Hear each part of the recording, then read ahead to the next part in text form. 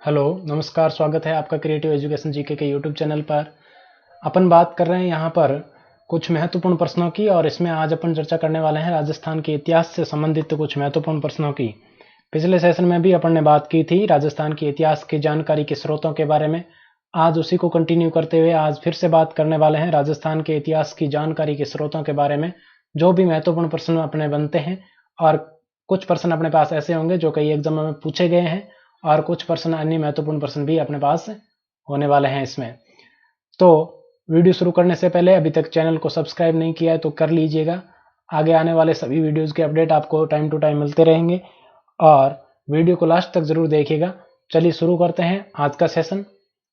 सबसे पहले आपके सामने प्रश्न है, श्रृंग ऋषि का शिलालेख कहां से प्राप्त हुआ है। पहला प्रश्न है आपके सामने, श्रृंगी ऋषि का शिलालेख कहां से प्राप्त हुआ है। आपको बताना है कि श्रृंगी ऋषि का शिलालेख आपके कहां से प्राप्त हुआ है। इसका राइट आंसर क्या होगा ये आपको बताना। 4 ऑप्शन आपके सामने दिए गए हैं।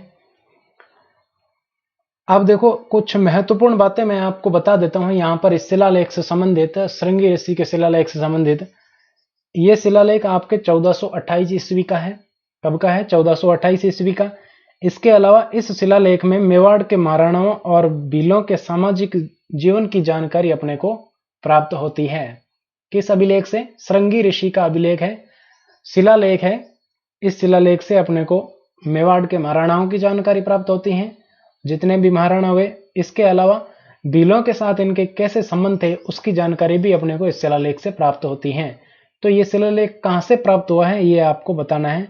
तो ये उदयपुर से प्राप्त हुआ है। उदयपुर में एकलिंग जी के पास ये शिलालेख स्थित है, यहां से प्राप्त हुआ है अपने को। तो बी ऑप्शन यहां पर करेक्ट हो जाएगा। दूसरा प्रश्न है आपके सामने, कीर्ति स्तंभ प्रशस्ति के लेखक कौन है। दूसरा प्रश्न क्या है आपके सामने? कीर्ति स्तंभ प्रशस्ति से संबंधित है। आपको बताना है कि इस प्रशस्ति के लेखक कौन है। ऑप्शन आप देख लीजिएगा और इसका आंसर फटाफट कमेंट कर दीजिएगा। अब देखो, इसके बारे में कुछ महत्वपूर्ण जानकारियां मैं आपको बता देता हूं। जैसे ये जो कीर्ति स्तंभ प्रशस्ति है, इसकी भाषा संस्कृत है, यानी कि यह संस्कृत भाषा में उत्कीर्ण की गई है, और इसमें विशेष रूप से कुंभा के बारे में ही लिखा गया है। लेकिन इसके अलावा हमीरदेव सिसोदिया और क्षेत्र सिंह, जिसे खेता भी कहा जाता है, उस क्षेत्र सिंह से और महाराणा मोकल आदि की जानकारी भी अपने को यहां से प्राप्त होती है। किस किस की जानकारी? विशेष रूप से महाराणा कुंभा की। इसके अलावा महाराणा मोकल, क्षेत्र सिंह है, हमीर सिसोदिया है, इसकी जानकारी भी मिलती है। विशेष रूप से आप ध्यान रखिएगा, ये आपके कुंभा से संबंधित है और संस्कृत भाषा में लिखी गई है। इसके लेखक आपको बताने हैं। इसके अलावा ये कहाँ स्थित है? तो ये चित्तौड़गढ़ दुर्ग में स्थित है, और ये 1460 की प्रशस्ति है। कब की है? 1460 ईस्वी की है। तो अब आप बता दीजिएगा यहां पर इसके लेखक कौन है। तो इसके लेखक आते हैं अत्रि और महेश भट्ट। अत्रि और महेश भट्ट, यानी कि डी ऑप्शन यहां पर करेक्ट हो जाएगा, बी और सी दोनों। यहां पर आपको पता होगा कि अत्रि ने इसको प्रारंभ किया था और इसके पुत्र महेश भट्ट ने इसको पूर्ण किया था। आगे चलते हैं, बात करते हैं अगले प्रश्न की।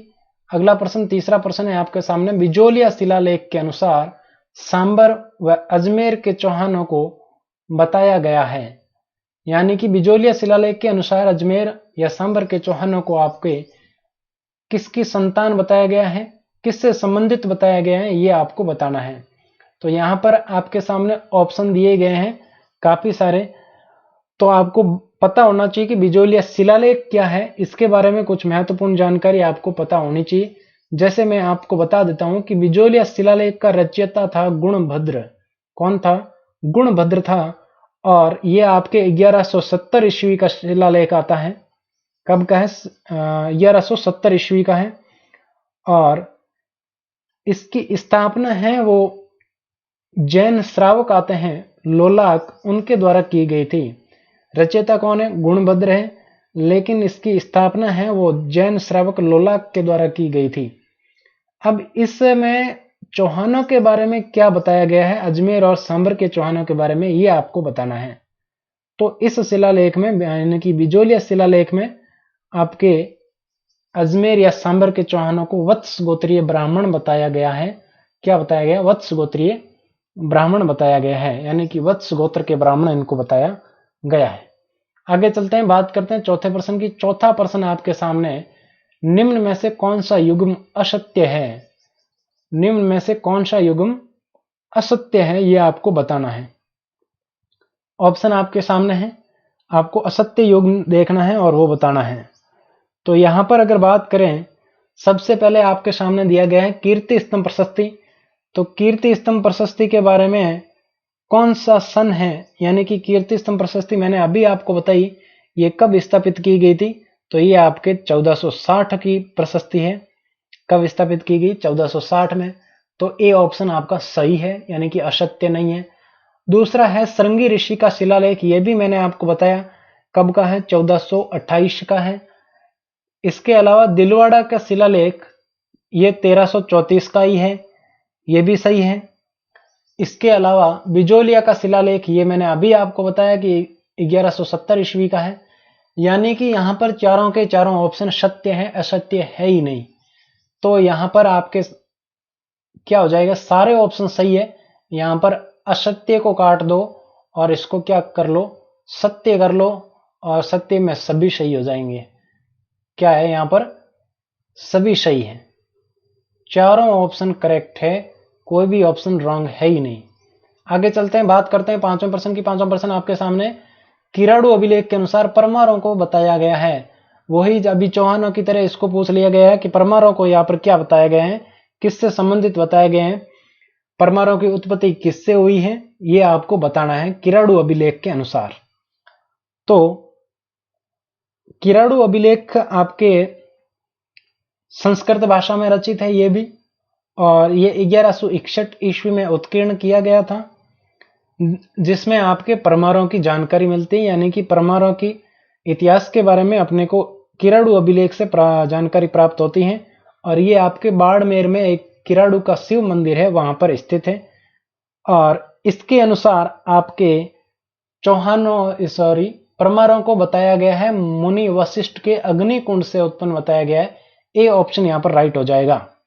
यानी कि इसमें बताया गया है कि परमारों की उत्पत्ति ऋषि वशिष्ठ के आबू के, जो माउंट आबू में पिछले सेशन में मैंने आपको बताया होगा, ये नहीं तो आर्ट एंड कल्चर वाले में बताया होगा, माउंट आबू में जो अग्निकुंड है वहां से इनकी उत्पत्ति हुई है।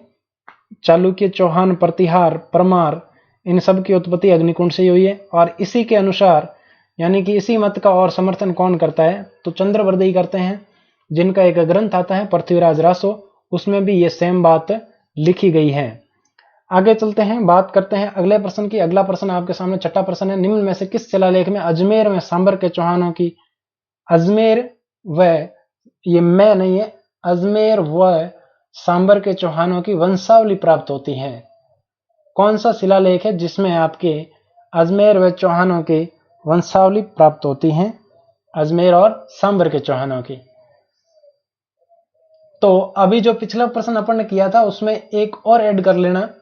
क्या ऐड करना है आपको, कि इस मत का समर्थन और कौन कौन करता है? मुनि वशिष्ठ की अग्निकुंड से उत्पन्न माना गया परमारों को, और चौहानों को भी अग्निकुंड से उत्पन्न ही माना गया है, प्रतिहारों को भी माना गया है, चालुक्यों को भी इसी से माना गया है।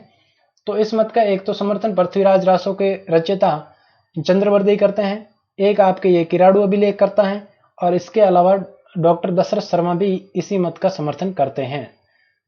तो ये आपको विशेष रूप से ध्यान रखना है। अब यहां पर आपको बताना है कि किस शिलालेख में अजमेर और सांबर के चौहानों की वंशावली प्राप्त होती है। तो अभी अभी पीछे अपन ने बात की थी बिजोलिया शिलालेख, राइट हो जाएगा डी ऑप्शन। आगे चलते हैं, बात करते हैं सातवें प्रश्न की। सातवां प्रश्न है आपके सामने, किस अभिलेख में मारवाड़ की राजनीतिक स्थिति का उल्लेख प्राप्त होता है? किस अभिलेख में मारवाड़ की राजनीतिक स्थिति का उल्लेख किया गया है, यह आपको बताना है। चार ऑप्शन आपके सामने दे रखे हैं, इसमें से राइट ऑप्शन कौन सा है ये आपको बताना है। तो एक बात और बता देता हूं मैं, इसी अभिलेख से, यानी कि कौन सा अभिलेख है इसका आंसर हो जाएगा आपके सच्चाई माता का अभिलेख। सच्चाई माता का अभिलेख, सच्चाई माता के अभिलेख से ही अपने को मारवाड़ की राजनीतिक स्थिति और शासन व्यवस्था का जो उल्लेख है वो प्राप्त होता है। और इसी अभिलेख में नाडोल चौहान शासक जो आता है नाडोल का चौहान शासक अल्हड़ और इसके जालोर के चौहान शासक कीर्तिपाल, इसकी जानकारी भी अपने को इस अभिलेख से प्राप्त होती है। नाडोल के अल्हड़ चौहान शासक है ये भी, और जालोर के चौहान शासक कीर्तिपाल जो अल्हड़ का ही पुत्र था, इसकी जानकारी भी अपने को यहाँ से प्राप्त होती है सच्चाई माता के अभिलेख से। आगे चलते हैं, बात करते हैं अगले प्रश्न की। 8वां प्रश्न है आपके सामने।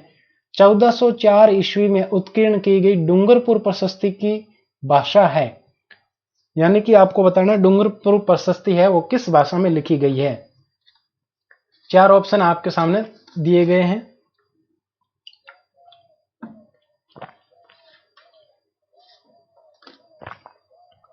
तो ये 1404 में लिखी गई है, उत्कीर्ण की गई है, ये तो आपको प्रश्न में बता दिया गया है। और इसके अलावा ये डूंगरपुर में एक गांव आता है जिसका नाम है ऊपर गांव। गांव का क्या नाम है? ऊपर गांव। वहां के जैन मंदिर में ये स्थित है और इसमें आपके वागड़ में मेवाड़ और गोहिल वंशियों की शाखा का जो उल्लेख है ये अपने को प्राप्त होता है। यानी कि इस जो प्रशस्ति है डूंगरपुर प्रशस्ति, इसमें कहा गया है कि आपके वागड़ में गोहिल वंश की स्थापना सामंत सिंह के द्वारा की गई थी 1177 में। सामंत सिंह क्षेम सिंह का पुत्र था, इसके द्वारा ही यहां पर की गई थी। और इसकी राजधानी आपको पता होगा बड़ौदा, जो जिसको प्राचीन समय में वटपद्र कहा जाता था, ये हुआ करती थी। तो इसकी भाषा कौन सी है डूंगरपुर प्रशस्ति की? तो इसकी भाषा है संस्कृत। ज्यादातर उस प्रशस्तियां हैं वो संस्कृत भाषा में लिखी गई है। तो मैंने आपको बताया कि ये डूंगरपुर के ऊपर गांव में स्थित है और इस प्रशस्ति से अपने को वागड़ में मेवाड़ के गोहिल वंश का शासन होने की जानकारी अपने को प्राप्त होती है। यहां पर सामंत सिंह के द्वारा गोहिल शाखा की स्थापना की गई और इनकी राजधानी आपके वटपद्रक यानी कि बड़ौदा को बनाया गया था।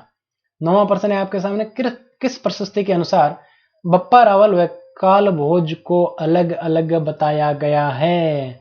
बहुत ही महत्वपूर्ण प्रश्न है, कई बार पूछा गया है एग्जाम में। किस प्रशस्ति में बप्पा रावल और काल भोज को अलग अलग बताया गया है? चारों ऑप्शन देख लीजिएगा, आपको बताना है। राइट आंसर क्या होगा?